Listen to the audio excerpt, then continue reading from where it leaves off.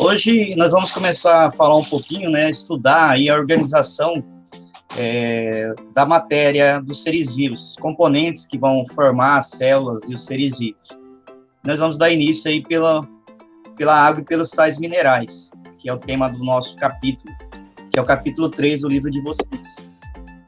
A matéria orgânica, a matéria viva, que vai formar o corpo, as células dos indivíduos, de todos os seres vivos, vai ser formado, pelo que nós chamamos de matéria orgânica, mas não somente por matéria orgânica. O que determina uma matéria orgânica seria aí o carbono, principalmente o carbono, que vai formar uma espécie de esqueleto, onde os demais átomos de hidrogênio, oxigênio e nitrogênio, e fósforo, enxofre, vão acabar se unindo a esse esqueleto.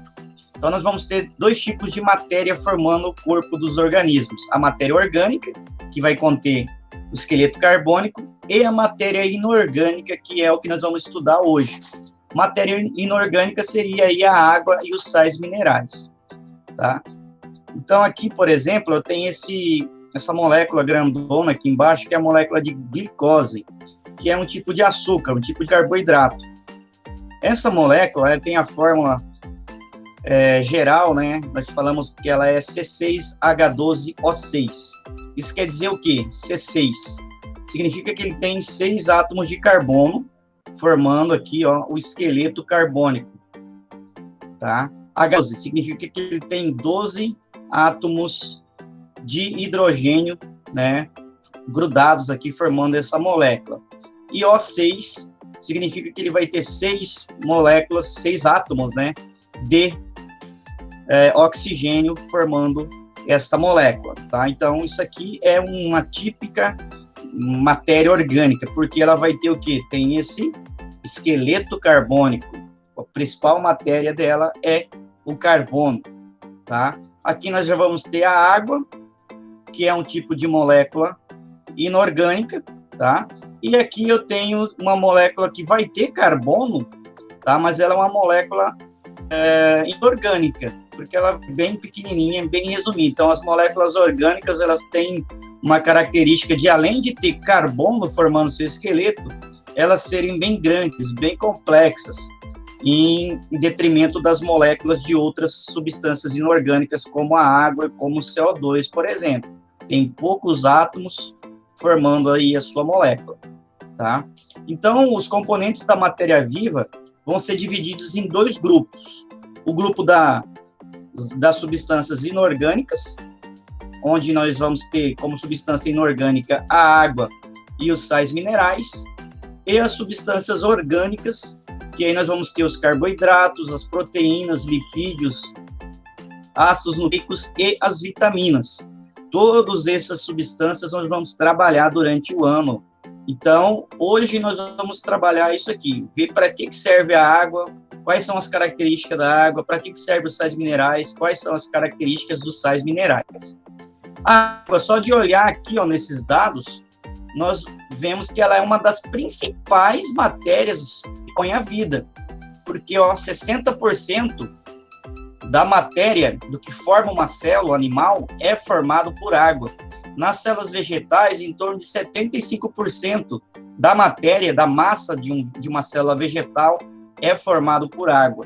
Então, a água, só olhando assim, ela é, vamos dizer assim, uma das matérias principais, uma das substâncias principais para que exista a vida. Apesar de ser uma substância inorgânica, a vida não existe, vida sem ter água até o momento que nós sabemos, nós não encontramos até hoje nenhum tipo de ser vivo que consiga existir sem água, tá? Quem sabe um dia em Marte, algum planeta, algum meteoro, alguém descubra algum tipo de vida que use um outro tipo de material sem ser a água aí como principal molécula, como para a vida.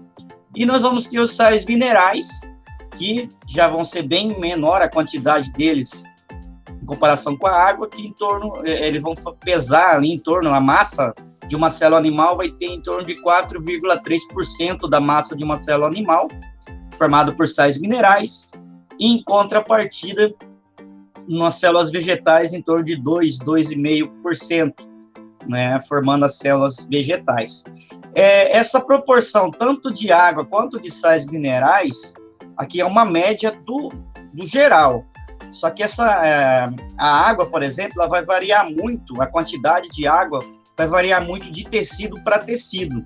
Por exemplo, tem um tecido ósseo que quase não tem água, vai ser quase mais de 90% formado por sais minerais.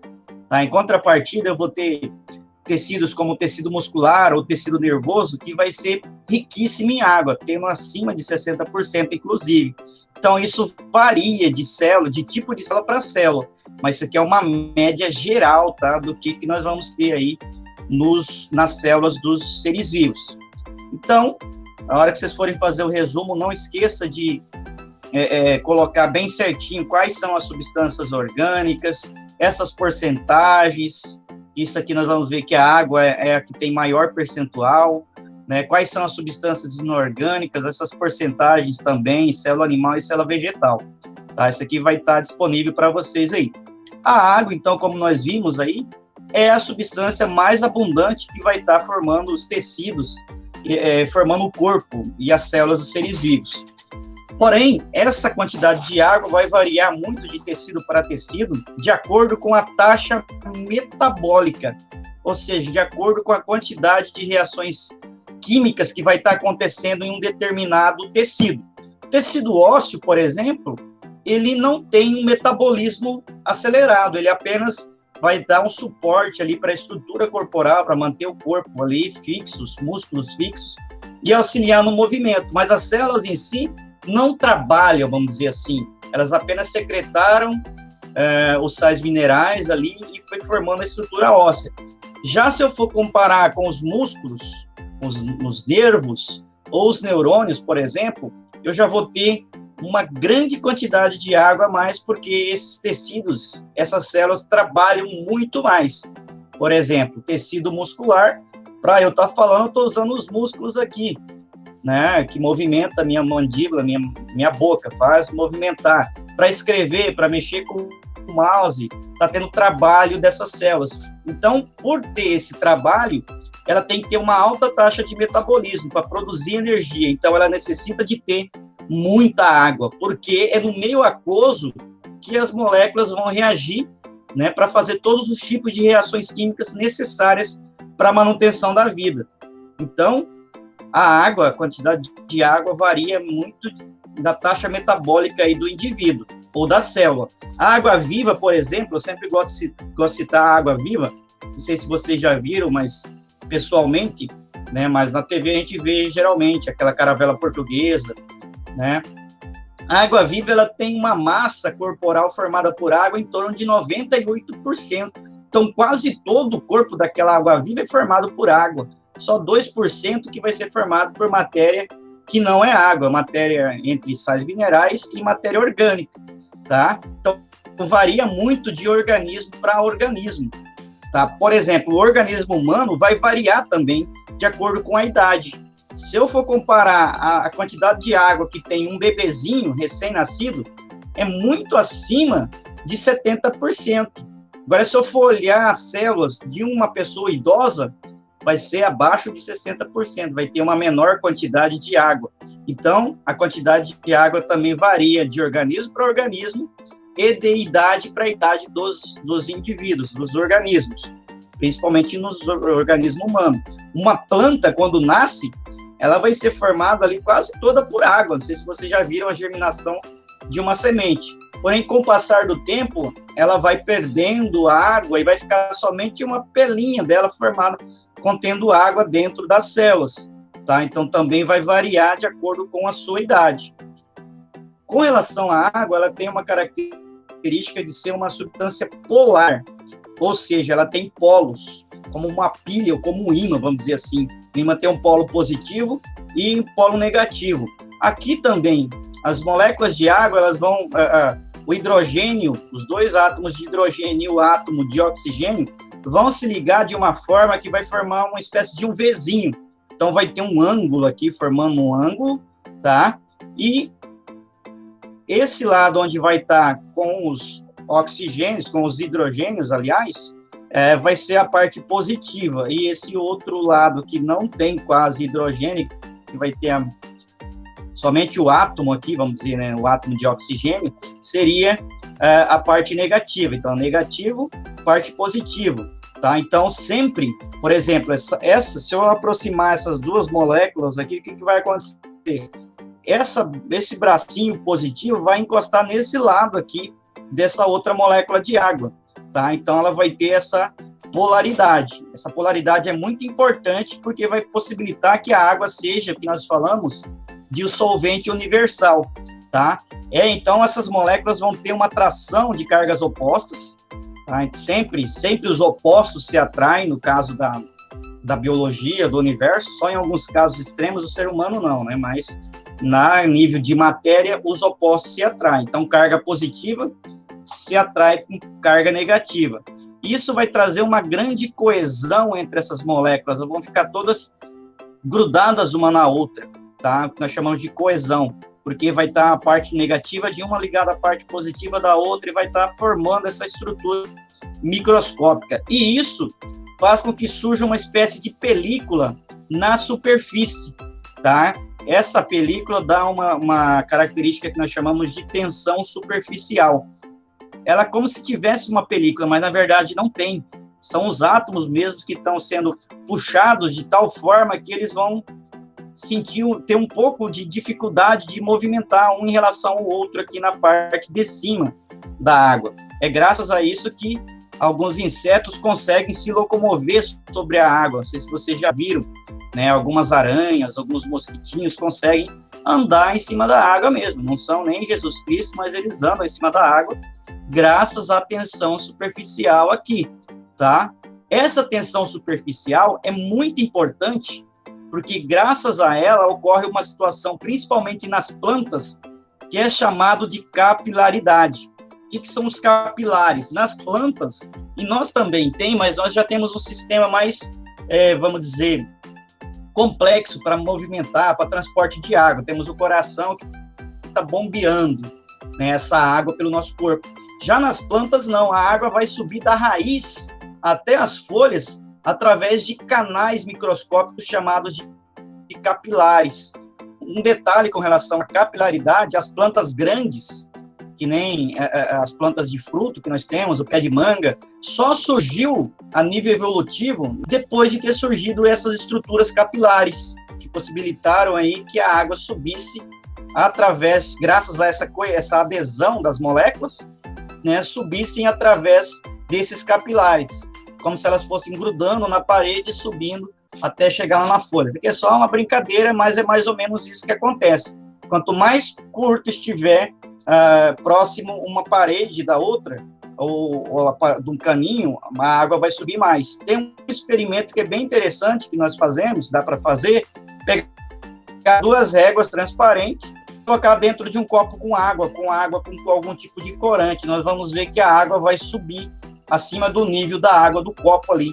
Isso acontece graças à capilaridade e graças a essa adesão, essa coesão que existe entre as moléculas da água.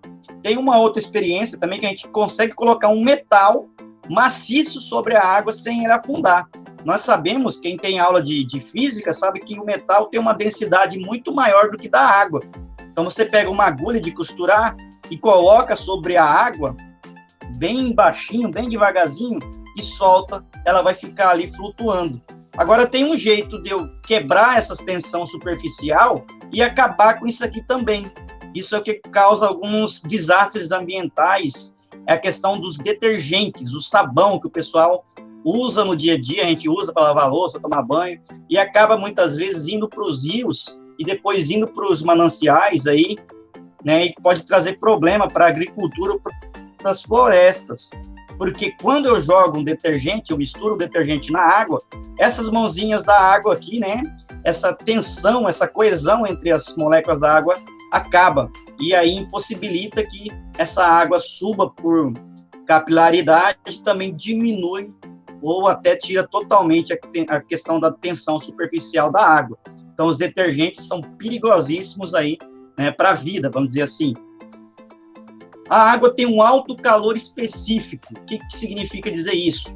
Alto calor específico significa que a água precisa de muita energia por muito tempo para alterar a temperatura dela, para alterar a agitação das moléculas da água. Graças a isso, que a água é um importante regulador térmico no nosso corpo. Quando nós suamos, quando você está jogando bola, correndo, ou aqui mesmo, dentro de casa, sem o ar-condicionado, você começa a transpirar, porque o ambiente externo do corpo deve estar temperatura acima da temperatura corporal, o corpo começa a aquecer. Se o corpo aquecer, as células morrem, porque as proteínas desnaturam e nós morremos, a célula morre. Então, o que o corpo resolveu fazer? Mandar essas gotículas de água através das glândulas sudoríparas, porque elas absorvem de calor e evaporam, né? Agita-se as moléculas e essas moléculas vão embora, levando o excesso de temperatura, calor, tá? Então, graças a essa alto calor específico, questão de prova, hein? Ela é um regulador térmico.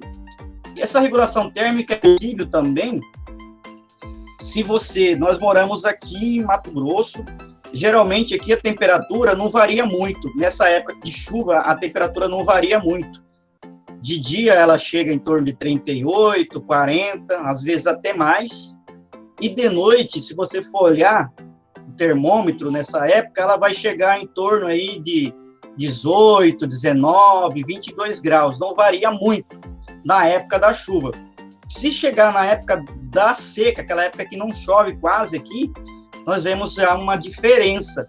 De dia, a temperatura geralmente é constante lá em torno de 40, 41, 42 graus.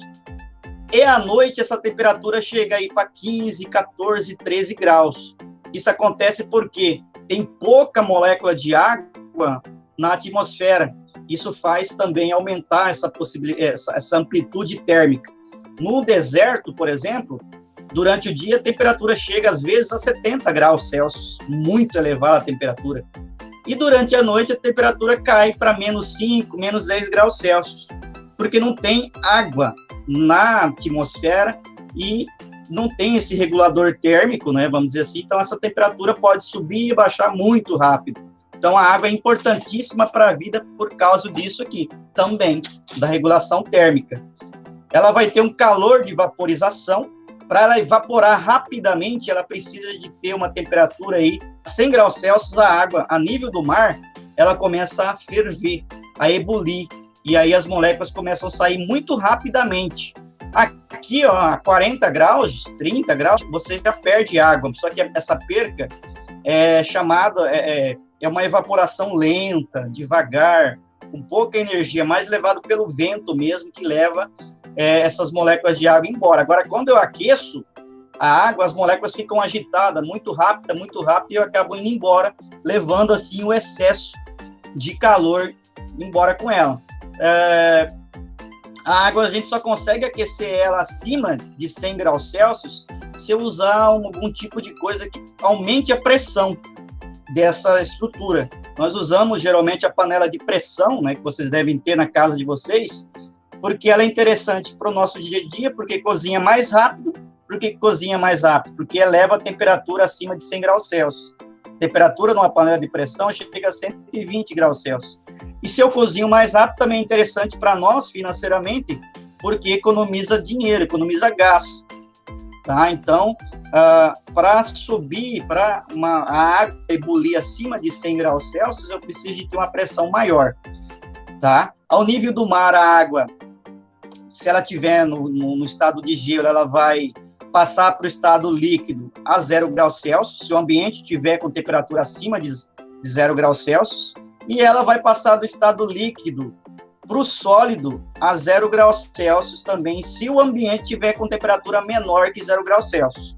Isso aqui é o que nós chamamos de ponto de fusão ou ponto de solidificação, que é 0 graus Celsius. E aqui é o ponto de ebulição, tá? Ou ponto de liquefação da água, ou de condensação da água, que é a 100 graus Celsius. Tá? Isso aí é aula de física, de ciência, vocês devem ter cansado de ouvir falar isso aí.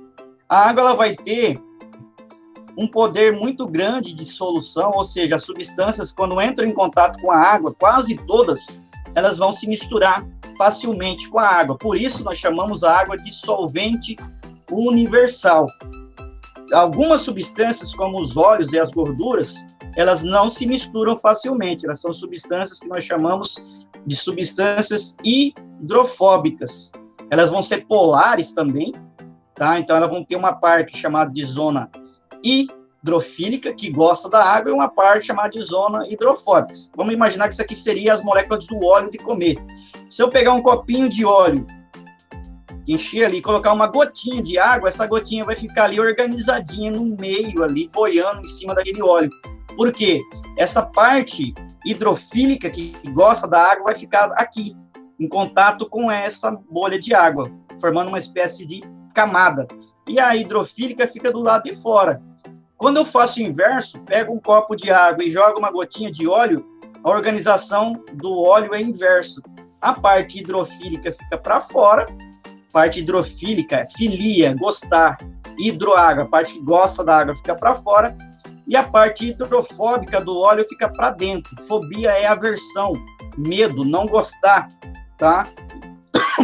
Então, com exceção dos óleos, gorduras e das ceras, quase todas as outras substâncias são hidrofílicas, ou seja, se misturam com grande facilidade na água, por isso a água é conhecida como solvente universal.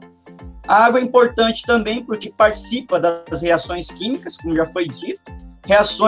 Essas reações químicas que ocorrem em meio aquoso pode ser por meio da síntese por desidratação, ou seja, duas moléculas que quando elas se encostam, para elas se unirem e formar uma molécula maior, que seria nesse caso aqui, ó, ela tem que perder alguns átomos, e nessa perca de átomos forma-se uma molécula aqui de água que sai fora da estrutura.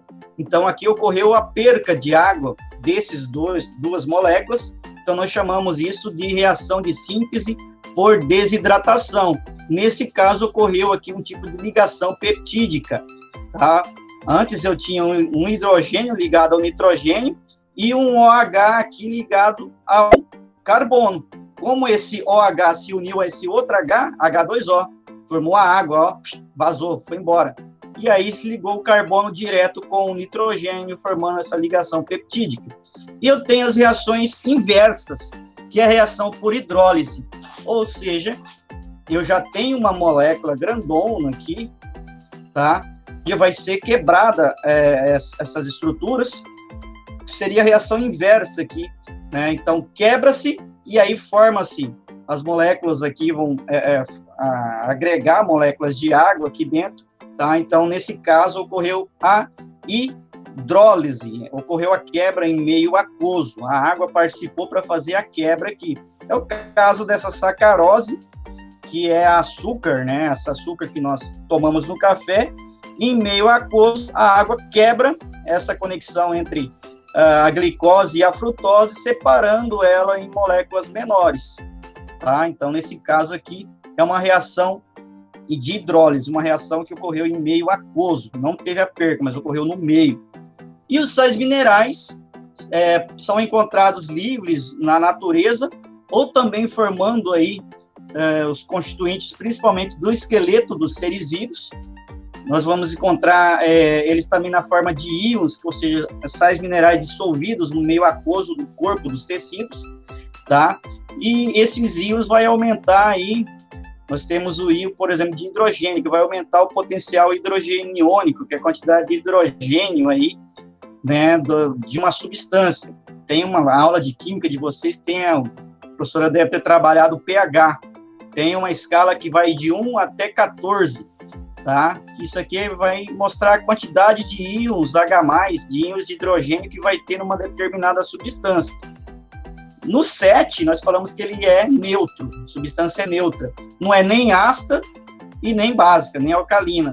Para baixo já vai ser ácido e acima já vai ser alcalino, tá? Então, potencial hidroiônico também tem a ver com a questão dos íons aí que vão estar dissolvidos nas substâncias no nosso dia a dia. Aqui eu coloquei apenas os 4 principais sais minerais, mas existem outros sais minerais aí que fazem parte participam do nosso organismo. Nós vamos ter o flúor, que ele é muito importante para a formação dos dentes. A falta desse flúor no nosso organismo vai propiciar aí a cárie com mais facilidade, porque os dentes ficam frágeis, e a fonte onde nós encontramos bastante flúor são as carnes e os laticínios. Quando eu falo laticínios aqui, seria aí todos os derivados do leite. O ferro é um mineral importantíssimo, né? Não é um sal, mas é um mineral, vamos dizer assim, porque ele faz parte da formação da hemoglobina. A hemoglobina é o pigmento vermelho do nosso sangue, e é essa hemoglobina que adere ao oxigênio lá nos alvéolos pulmonares e transporta esse oxigênio para todas as células do corpo. Se eu tenho carência, se eu não tenho uma alimentação rica em ferro, em sais de ferro, o que acontece? Eu vou ter pouca hemoglobina. Isso acontece, se eu tenho pouca hemoglobina, eu tenho pouco transporte de oxigênio. E para ter a energia, produção de energia, ATP, eu preciso de oxigênio para reagir com as moléculas orgânicas para produzir energia. Quanto menor for a quantidade de oxigênio, menor energia eu vou ter. Vou ficar fraca, amarelão, com uma preguiça, não vou gostar de levantar cedo, não vou querer trabalhar. É uma situação chamada de anemia. Tem vários tipos de anemia, tá, pessoal? Mas tudo tem a ver com a questão da quantidade aí de oxigênio que transporta. Mas a anemia ocasionada pela falta de ferro, nós chamamos de anemia ferropriva, ou seja, privação de ferro no organismo. Onde que eu vou encontrar esse sal-ferro? Né? Eu vou encontrar aí nas carnes, nos legumes escuros e no feijão. É um legume escuro, berinjela, por exemplo, só lembrei dela aqui. E o feijão é riquíssimo em sais minerais, em sais de ferro, principalmente. O iodo, ele é importante para o nosso crescimento e para a manutenção dessa glândula tireoide funcionando direito. Com a deficiência, né, nesse iodo, uma criança, por exemplo, não vai crescer direito, pode ter algum problema de nanismo, né, ou de raquitismo, é mais comum o raquitismo. A criança demora a crescer e, além disso, também ela influencia na questão da formação dos ossos.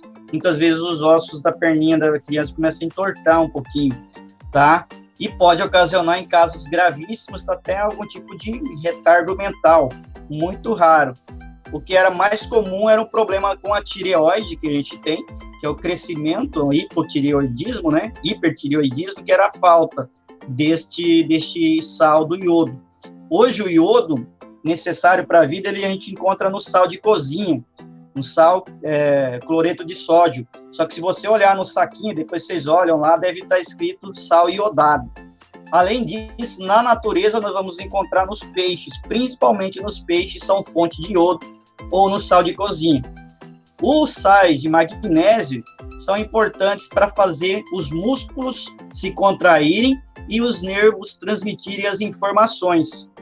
A carência desse magnésio no corpo vai trazer alguns problemas, como tremores, fadiga, que é aquele tipo de canseira, né? Aquela questão também da cãibra, ou até mesmo a hipertensão. As artérias, as veias se comprimem ali, aumentando também a questão da pressão sanguínea. Onde vou encontrar esses magnésios seria principalmente os cereais integrais, né? E em vegetais verdes, todo tipo de vegetal verde. Temos outros tipos de sais minerais também, tá, que vão formar aí os